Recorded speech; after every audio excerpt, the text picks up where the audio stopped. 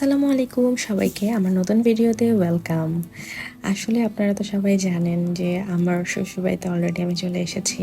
আর এই প্রথম শ্বশুরবাড়িতে রোজার ঈদ করবো আর রোজাগুলো কাটাচ্ছি আমার হাজব্যান্ডের সাথে। যেহেতু আমার হাজব্যান্ড লং ডিস্টেন্সে থাকে, এই প্রথম আর কি শ্বশুরবাড়িতে ঈদ করবো, এর জন্য খুবই এক্সাইটেড। শ্বশুরবাড়িতে আসার পর দিনটা খুব শান্তভাবেই শুরু হয়েছিল। নতুন জায়গা, নতুন পরিবেশ, ধীরে ধীরে সবকিছু নিজের মতো করে অনুভব করছি। বিয়ের পর আসলে মেয়েদের জীবন অনেক কিছুই বদলে যায়, তাই না?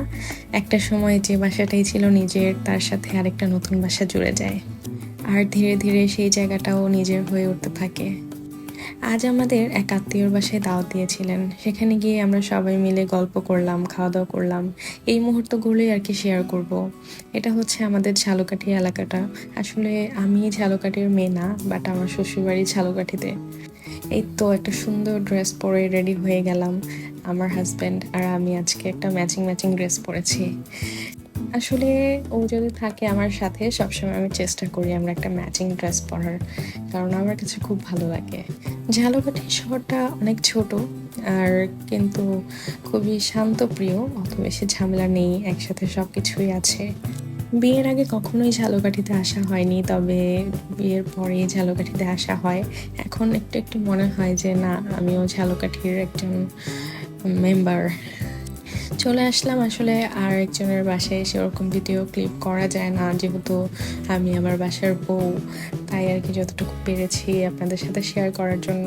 তারা আসলে অনেক আয়োজন করেছিল। পরে বাসায় এসে আমি আবার ঢাকা থেকে কিছু জিনিস কিনে এনেছিলাম। ভেবেছিলাম শ্বশুরবাড়ি এসে সবার জন্য একটু কিছু দেয়া লাগবে, তাই আর কি এগুলো ঢাকা থেকে শপিং করে আনা হয়েছে। তাছাড়া রমজান মাসের একটা বিষয় আমার খুব ভাল লাগে, এই সময়টা না সবাই অন্যদের কথাও একটু বেশি মনে পড়ে। তাছাড়া আমার শ্বশুর আব্বু যে, উনি আগে থেকেই জাকাতের কিছু শপিং করে রেখেছিলেন, ওগুলো দেখেও মনে হচ্ছিল যে ঈদের আনন্দটা শুধু নিজের জন্য না, অন্য কারো মুখে হাসি দেখার জন্য মাঝে মাঝে একটা শান্তি আছে। এই ছোট মুহূর্তগুলো হয়তো খুবই সাধারণ, কিন্তু মনে হয় যে দিনগুলো আসলে সবচেয়ে বেশি মনে থাকে। শ্বশুরবাড়িতে এসে ধীরে ধীরে নতুন একটা জীবনের অংশ হয়ে যাওয়ার যে অনুভূতিটা, সেটা আসলে ভাষায় বলে বোঝানো যাবে না। আজকের ভিডিওটা একদমই ছোট, তবে আমি চেষ্টা করেছি আমার জীবনের মুহূর্তগুলো তোমাদের সাথে শেয়ার করার আর আমার স্মৃতি হিসেবে রেখে দেওয়ার জন্য।